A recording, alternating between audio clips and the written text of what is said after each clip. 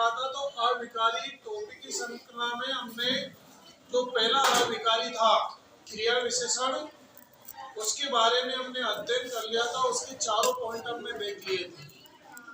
अगला जो बिंदु है हमारा वो संबंध बोधक अव्यय।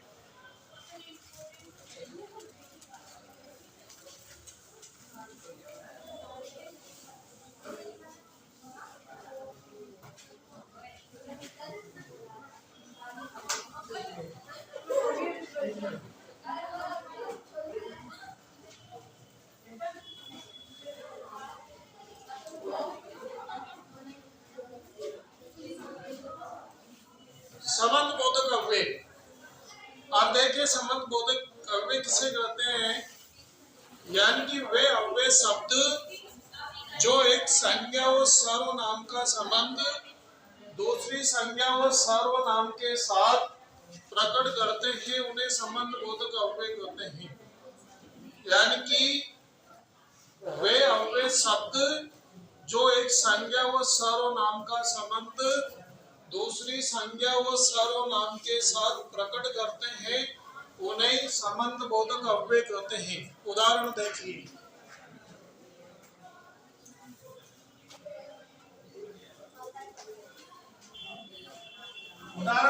संबंध बोधक अव्यय का।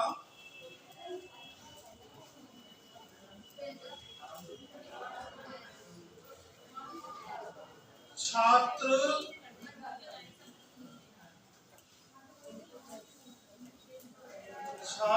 कक्षा के अंदर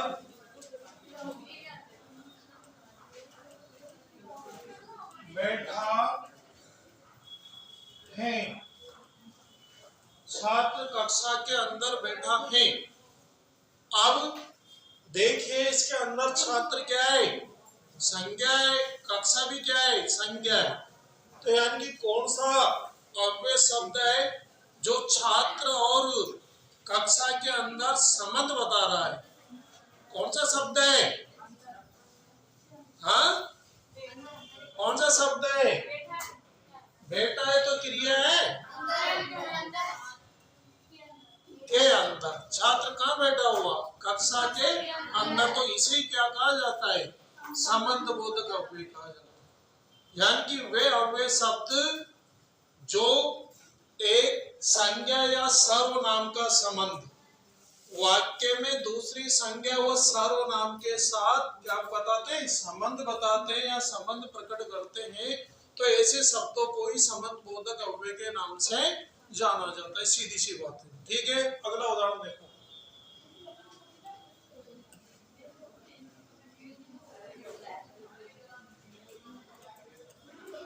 राम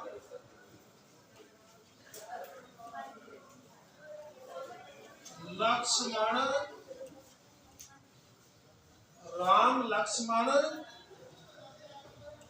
के आगे चल रहे हैं। राम लक्ष्मण के आगे चल रहे हैं। के आगे राम और लक्ष्मण में कौन सा जो शब्द है वो संबंध प्रकट कर रहा है? के आगे। ये बात समझ में, दोनों संज्ञाएं हैं। राम भी संज्ञा है और लक्ष्मण भी क्या है? संज्ञा है। राम लक्ष्मण में कौन सी संज्ञा है? व्यक्तिवाचक नाम है तो व्यक्तिवाचक संज्ञा होगी। ठीक है ना? हाँ, कोई बात नहीं है, चल कर देते हैं।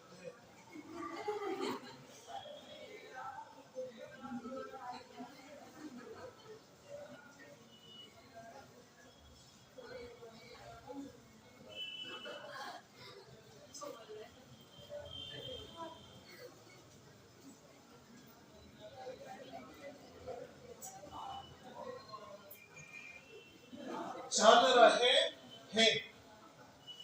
अगला उदाहरण देखो।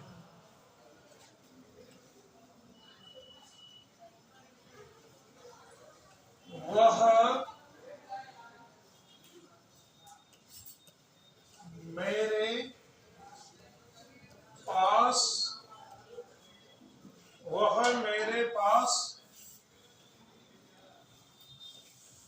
था, वह मेरे पास खड़ा था। अब इसमें क्या है, दोनों सर्वनाम है, वह भी सर्वनाम है, मेरे भी क्या है सर्वनाम है। तो कौन सा अव्यय है जो दोनों सर्वनामों में संबंध बता रहा है? पास। क्लियर है मामला, कोई दिक्कत नहीं है संबंध बोधक अव्यय में। अगला अव्यय देखो,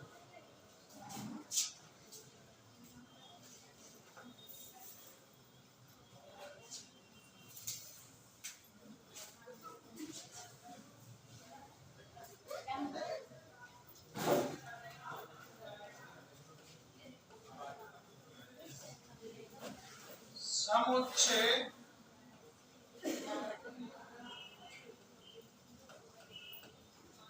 बोधक अव्यय।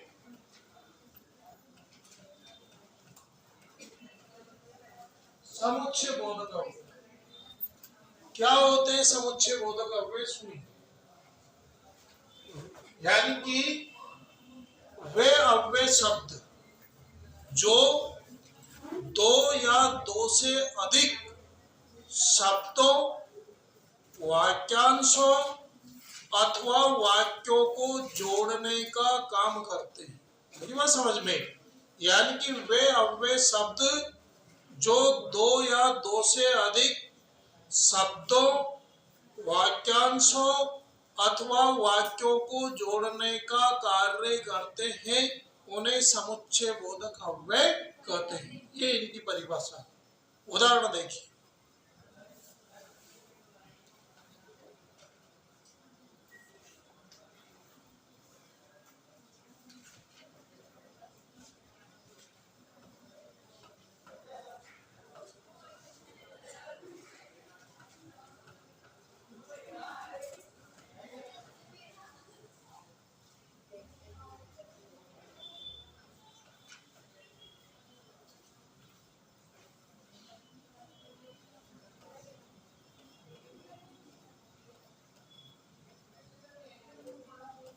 आओ या जाओ, कौन सा अव्यय जो दोनों शब्दों को जोड़ रहा है?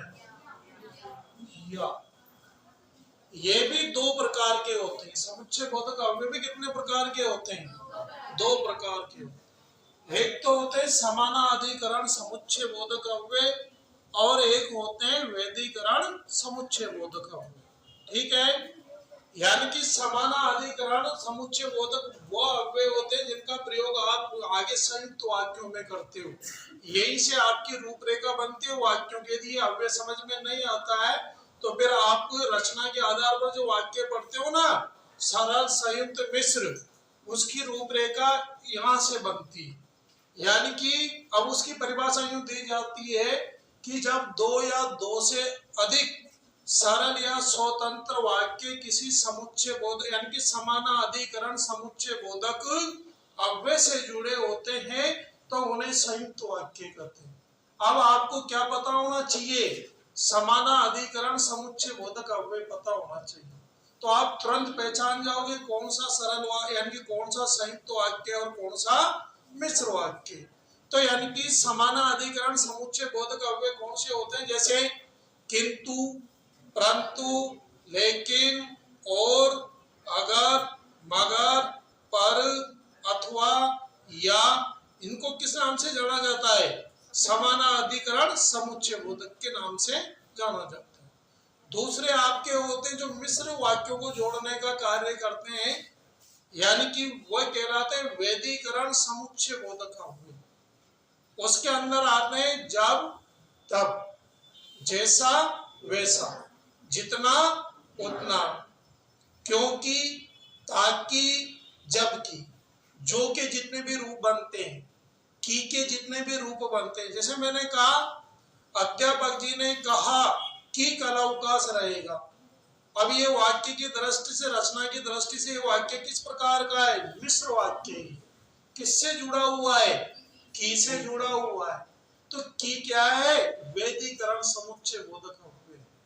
तो यानी कि जो और की के जितने भी रूप बनते हैं, जैसे की के रूप बना सकते हो आप जो की, ताकि, जबकि, ज्यों ही, त्यों ही, यद्यपि, तथापि, बहुत सारे रूप बनते हैं।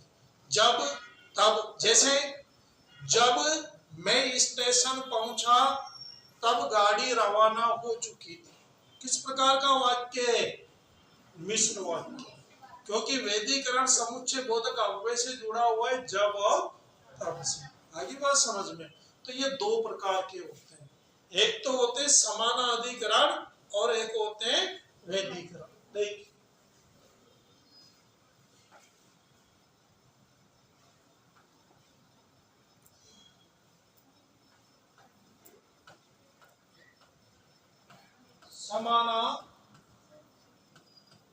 समानाधिकरण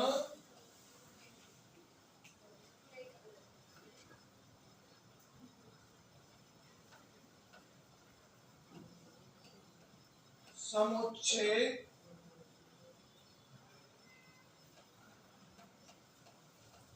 बोधक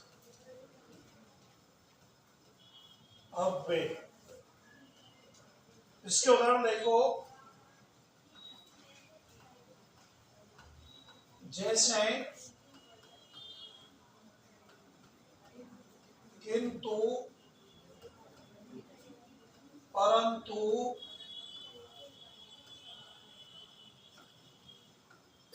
लेकिन, अगर, मगर, और, पर, अथवा, या, आदि। इस प्रकार के अव्यय क्या कहलाते हैं? समानाधिकरण समुच्चय बोधक अव्यय कहलाते हैं। ये अव्यय किस प्रकार के वाक्यों को जोड़ने का काम करते हैं? संयुक्त वाक्य। आगे बात समझ में? संयुक्त वाक्य किससे पहचानोगे? इन अव्ययों से। यानी कि जहां पर भी आपको दो वाक्यों के बीच में ये अव्यय नजर आ जाए तो इसका मतलब वो कौन सा वाक्य है? वो संयुक्त वाक्य। ठीक है, आगे देखिए।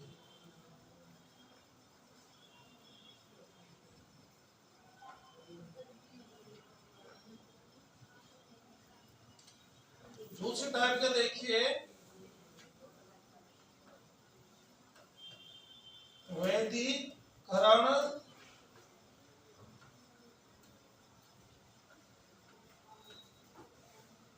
समुच्चय बोधक अव्यय। वैदिकरण समुच्चय बोधक अव्यय।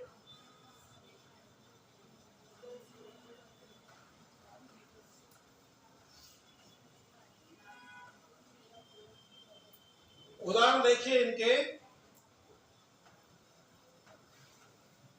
जैसे जब, तब, की, जो, जैसा, वैसा,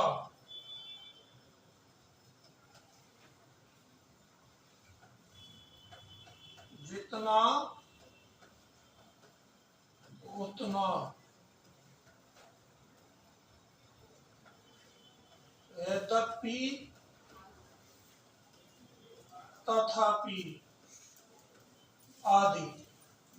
इस प्रकार के जो अव्यय है वो आपके वैदिकरण समुच्चय बोधक अव्यय कहलाते हैं, जो कि मिश्र वाक्यों को जोड़ने का कार्य करते हैं। आगे बात समझ में? नेक्स्ट आगे बढ़िए।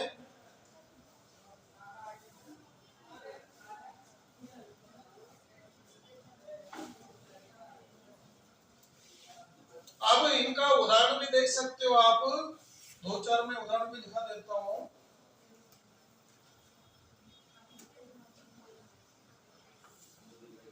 समानाधिकरण का उदाहरण देखिए,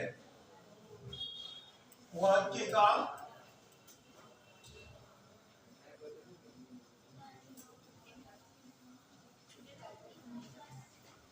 उदाहरण देखो, हरि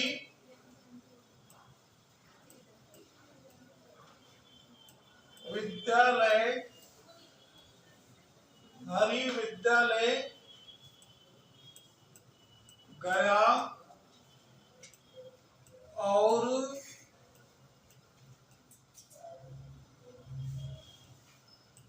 उसने पाठ पढ़ा। हरि विद्यालय गया और उसने पाठ पढ़ा। तो यानी कि कौन सा समानाधिकरण समुच्चय बोधक अव्यय जो दोनों वाक्यों को जोड़ रहा है, वो इसे ही समानाधिकरण समुच्चय बोधक अव्यय कहा जाएगा। ठीक है ना। अगला उदाहरण देखो,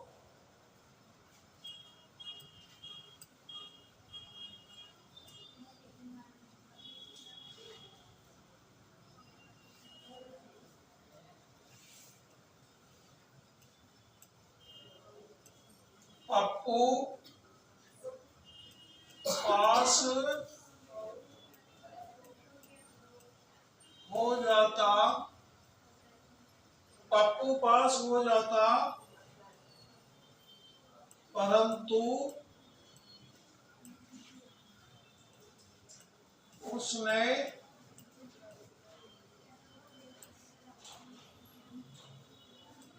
पढ़ाई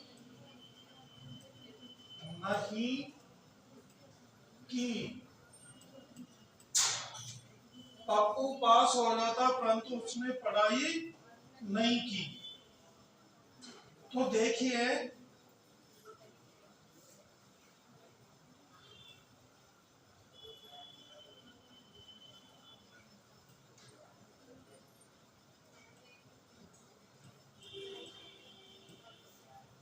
यानी कि ये जो परंतु शब्द क्या है, समानाधिकरण समुच्चय बोधक अव्यय।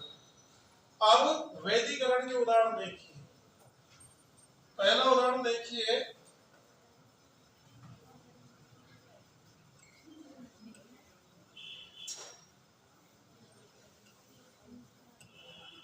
जब मैं घर पहुंचा, जब मैं घर पहुंचा तब खाना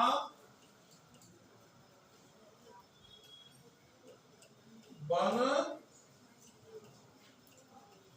चुका था। जब मैं घर पहुंचा तब खाना बन चुका था। तो वैधिकरण समुच्चय बोधक जब तब, ये वैधिकरण समुच्चय बोधक अव्यय का है। ठीक है। अगला उदाहरण देखो,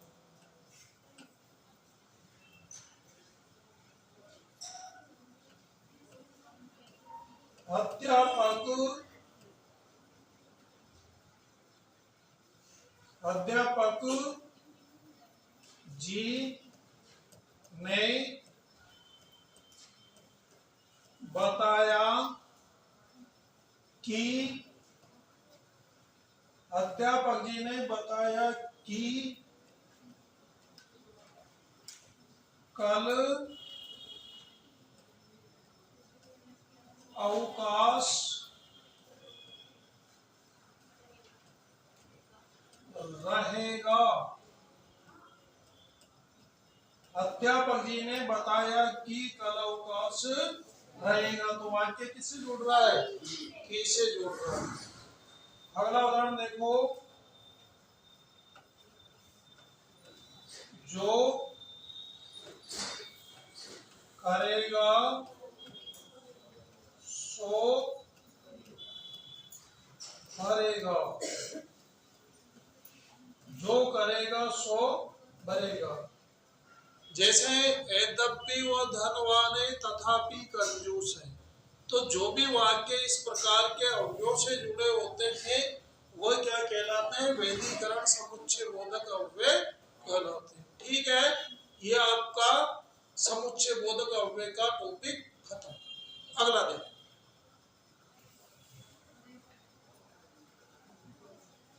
विस्मयादि बोधक अव्यय।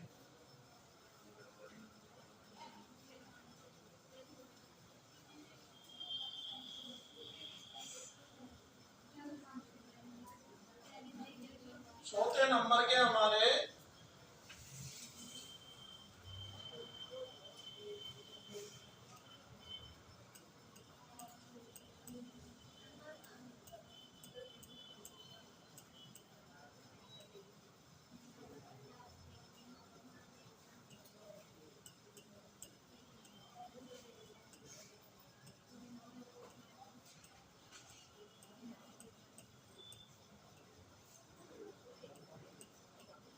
विस्मयादि बोधक अव्यय।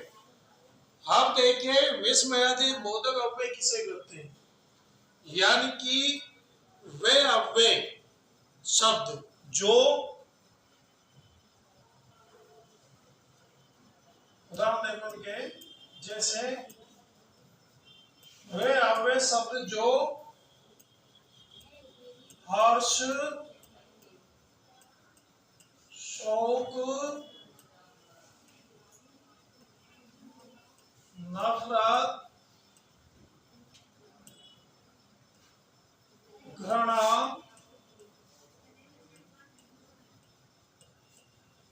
आश्चर्य,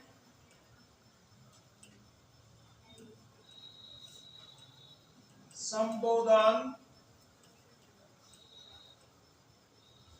आशीर्वाद,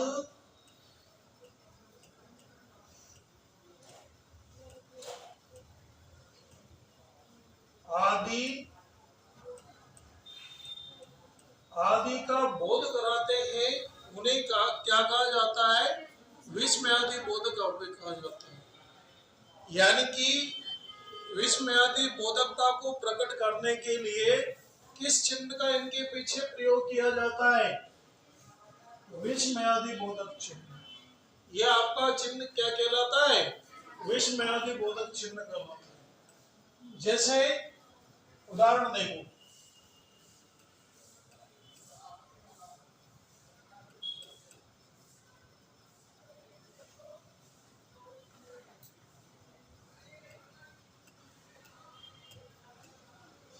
अरे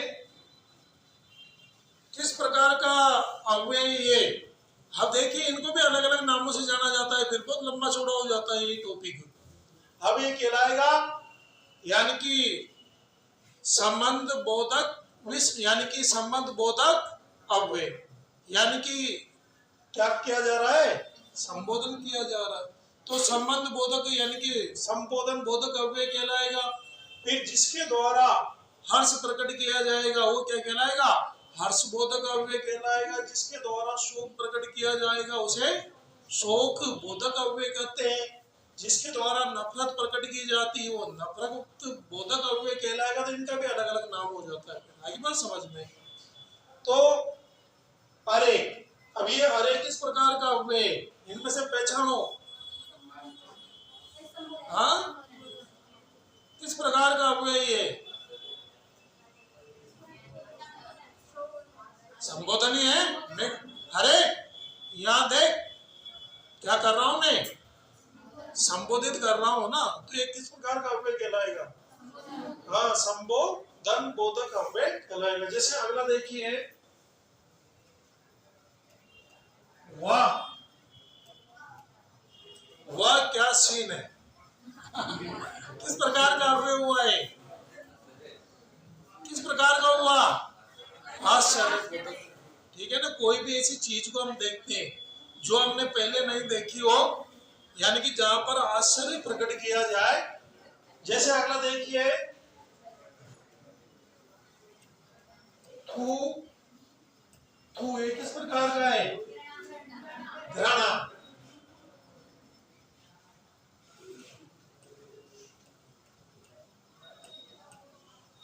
खुश रहो, क्या दिया जा रहा है, आशीर्वाद दिया जा रहा है। तो आप आराम से पहचान सकते हो इस प्रकार के अवयवों का जहां पर प्रयोग किया जाए तो उन्हें किस नाम से जाना जाता है, विस्मयादि बोधक अव्यय के नाम से जाना जाता है। यानी कि जिन अव्यय के द्वारा हर्ष शोक नफरत घृणा आश्चर्य संबोधन आदि का बोध कराया जाता है उन्हें विस्मय आदि बोधक अव्यय कहते हैं। ठीक है, वाक्य में प्रयोग देख लो इनके उदाहरण।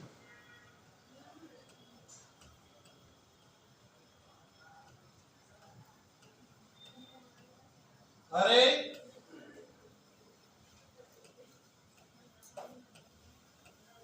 आप भी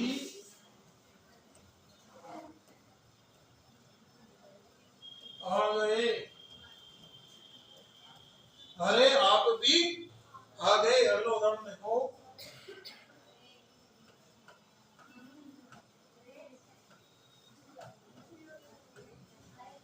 वाह कितना सुंदर, वह कितना सुंदर दृश्य है। अगला उदाहरण देखिए,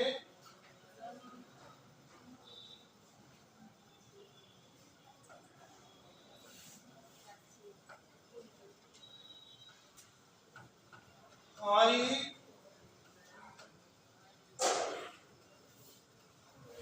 अब हमारा क्या होगा, हाय अब हमारा क्या होगा, क्या प्रकट किया जा रहा है, शोक दुख। तो इस प्रकार से वे अव्यय शब्द जो हर्ष शोक नफरत करना आश्चर्य संबोधन आदि का बोध कराते हैं उन्हें क्या कहा जाता है, विस्मय आदि बोधक। जैसे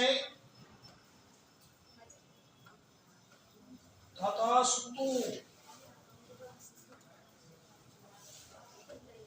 तथास्तु जा रहा है आशीर्वाद।